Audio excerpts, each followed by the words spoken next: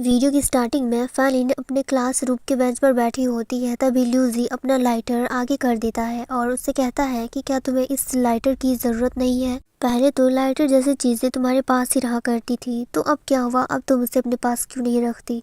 तो फैलिन कहती है कि ऐसी बात नहीं है कि मेरे पास लाइटर नहीं है, वो मेरे घर पर है, क्योंकि अब मुझे लाइटर जैसी चीज़ों से कोई काम ही नहीं लगता। ये सब मेरी किसी भी काम का नहीं है। जिसके बाद क्लासरूम में टीचर आ जाते हैं तो फैलिन लाइटर को जल्दी से छुपा लेती है। अब टीचर बोल रहे होते हैं कि सब लोग अपनी शीट तैयार करो, क्योंकि मैं तुम लोगों का टेस्ट लेने वाला हूँ।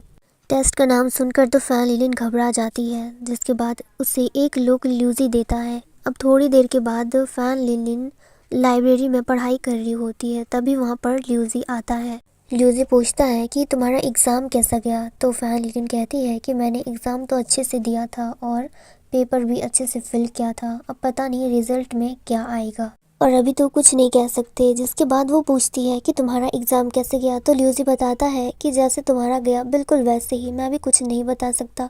फिर वो कहता है कि क्या तुमने एक चीज़ नोटिस की है? तो फैलिन कहती है कि तुम किस चीज़ की बात कर रहे हो? फिर वो फैलिन के स्वेटर का धागा निकालता है और कहता है कि मैं इसकी बात कर रहा हूँ, तुम इसे कब तक ऐसे ही रखोगी? इसके बाद वो फैलिन के पॉकेट से उसके लाइटर निकालता है और उस धागे को काट देता है। फैलिन कहती है कि ये तो मैंने नोटिस ही नहीं किया था, तुमने कैसे देख लिया? तो ल्यूसी कहता है कि ये मैं बहुत पहले से ही नोटिस करते आ रहा हूँ और ये लटका हुआ अच्छा नहीं दिख रहा था, इसलिए मैंने इसे जला दिया। फिर जाते जाते ल्यूसी कहता है कि आज मुझे बहुत ज़रूरी काम है, तो मैं तुम्हें पढ़ा नहीं पाऊंगा, इसलिए अपार्टमेंट पे आने की ज़रूरत नहीं है। तो फैलिन उससे पूछती भी है कि तुम कहाँ जा रहे हो, बट ल्यूसी कुछ नहीं बताता। नेक्स्ट सीन पर हम लोग देखते हैं कि ल्यूसी अपने फादर के ऑफिस पर पहुंचा हुआ होता है। वो जब आगे देखता है तो वहाँ पर ल्यूसी के फादर और फैलिन के फादर होते हैं। फैलिन के फादर ल्यूसी के फादर को बहुत ज़्यादा मनाने की कोशिश कर रहे होते हैं। इतना तो पता चल जाता है कि फैलिन के फादर ल्यूसी के फादर के ऑफिस में ही काम करते हैं। अब ल्यूसी खड़े होकर सिर्फ उन दोनों को ही देख रहा होता है। तभी फैलिन के फादर की नज़र ल्यूसी पर जाती है। जब वो उन्हें देखते हैं तो वो भी शॉक्ड रह जाते हैं। फैलिन के फादर पूछ रहे होते हैं कि क्या आप इस लड़के को जानते हो? जिसके बाद ल्यूसी आगे बढ़ने लगता है। ल्यूसी के फादर बताते हैं कि ये मेरा बेटा है। जो सुनकर फैलिन के फादर तो शॉक्ड ही रह जाते हैं। वो खड़े हो जाते हैं तो ल्यूसी के फादर उसे बैठा देते हैं और कहते हैं कि ल्यूसी के लिए इतनी इज्जत दिखाने की बिल्कुल भी ज़रूरत नहीं है, वो ये सब डिज़र्व ही नहीं करता, ये एक नंबर का नालायक बच्चा है। जिसके बाद वो खड़े हो जाते हैं और ल्यूसी को एक थप्पड़ मारते हैं। ल्यूसी तो वैसे भी अपने फादर के सामने कुछ भी नहीं बोल पाता, लेकिन थप्पड़ खाने के बाद तो बेचारा और भी शांत हो जाता है। जिसके बाद ल्यूसी के फादर कहते हैं कि मुझे अच्छे से पता है कि ल्यूसी और आपकी बेटी बहुत अच्छे फ्रेंड्स हैं और मैं ये चाहता हूँ कि वो दोनों कभी भी ना मिले, क्योंकि अगर वो दोनों एक साथ रहेंगे तो ल्यूसी कभी भी अपनी ज़िंदगी में आगे नहीं बढ़ पाएगा। मैं उसे सक्सेसफुल इंसान बनते हुए देखना चाहता हूँ और मुझे पता है इसके लिए यही अच्छा होगा कि ल्यूसी फैलिन से कभी भी ना मिले और ये काम आपका है। और मैंने आपको यहाँ पर बुलाया भी इसलिए है ताकि मैं इसके बारे में बात कर सकूँ, आपकी बेटी और मेरे बेटे के बारे में। आप इतना ध्यान रखिएगा कि आपकी बेटी ल्यूसी से कभी भी ना मिल पाए, क्योंकि ल्यूसी तो हमारे हाथों से निकल चुका है और आपकी बेटी जो भी आप कहेंगे वो ज़रूर सुनेगी, तो आप इतना ध्यान रखिएगा। अब इधर ल्यूसी ये सब कुछ बातें सुनकर बिल्कुल शांत रहता है और उसे बहुत ज़्यादा बुरा भी लग रहा होता है। फिर ल्यूसी अपने आप में बोल रहा होता है कि भला आप मेरे बारे में कब से इतना सोचने लगे।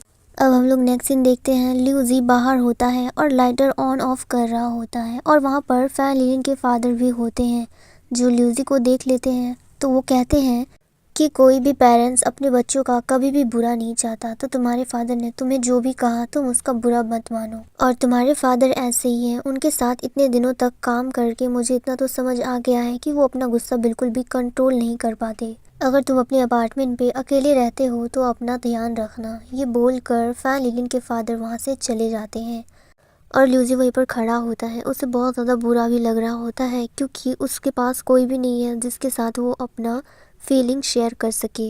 अब नेक्स्ट सीन पे हम लोग देखते हैं फैलिन अपने अपार्टमेंट जा रही होती है और फैलिन के फादर वहीं पर बाहर खड़े होते हैं, वो ड्रिंक कर रहे होते हैं और तभी पीछे से फैलिन की मॉम भी आ रही होती है। फैलिन की मॉम बाज़ार से आई हुई होती है। जिसके बाद वो फैलिन के डैड के सामने रुक जाती हैं और उनसे पूछती हैं कि तुम यहाँ पर खड़े क्यों हो, तुम अभी तक अंदर क्यों नहीं गए?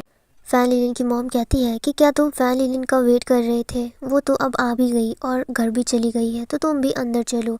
तो उसके डैड कहते हैं कि नहीं, मैं इस बार फैन लिलिन का वेट नहीं कर रहा था। आज मैं अपने बॉस से मिला था और वहाँ पर उनका बेटा भी आया हुआ था, जिसके बाद उसने अपने बेटे को एक थप्पड़ मारा था और उसका बेटा तो पढ़ाई में भी बहुत अच्छा था। जिसके बाद फैन लिलिन की मॉम फैन लिलिन के डैड से ड्रिंक की बोतल ले लेते हैं।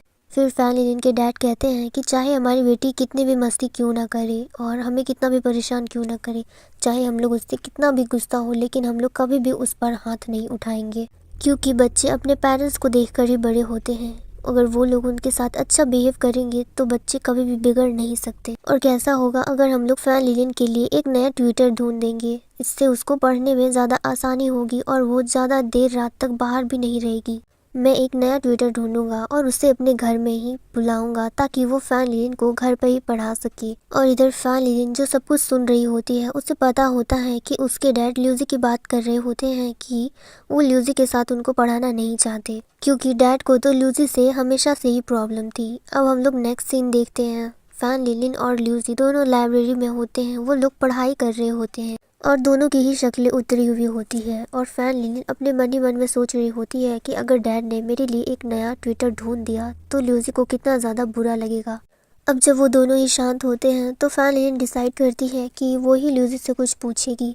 इसके बाद वो उससे पूछती है कि तुम ग्रेजुएशन के बाद क्या करोगी, मतलब पढ़ाई के बाद तुम्हारा क्या प्लान है, मतलब पढ़ाई करके तुम कौन सा जॉब करना पसंद करोगे। तो ल्यूजी कहता है कि वैसे उन सब चीज़ों के बारे में मैंने अभी तक सोचा नहीं है और आगे चलकर अगर हम दोनों को कोई जॉब नहीं मिला तो हम लोग एक रेस्टोरेंट खोलेंगे, ऐसे ही कोई छोटा मोटा कॉफ़ी शॉप। जो सुनकर फैन लिलिन को थोड़ा अच्छा लगता है और वो भी एग्री कर रही होती है। फैन लिलिन तो मन ही मन में सोच रही होती है कि अच्छा हुआ कि ल्यूजी अब पहले जैसे अपने परफेक्ट जोन में आ गया है। जिसके बाद ल्यूजी अपने मन में सोचता है कि डैड ने हम दोनों को भले ही अलग रहने के लिए कहा है, लेकिन जब भी मैं फैन लिलिन के साथ रहता हूँ तब मुझे बहुत अच्छा लगता है और फैन लिलिन की हर बात मुझे पसंद है। चाहे कुछ भी हो जाएगा, मैं फैन लिलिन का साथ कभी भी नहीं छोड़ूंगा, हम लोग हमेशा फ्रेंड्स रहेंगे। और इस मोमेंट पे हमारा ये सीन कट हो जाता है। आई होप कि आपको ये वीडियो पसंद आई होगी। Thank you so much for watching.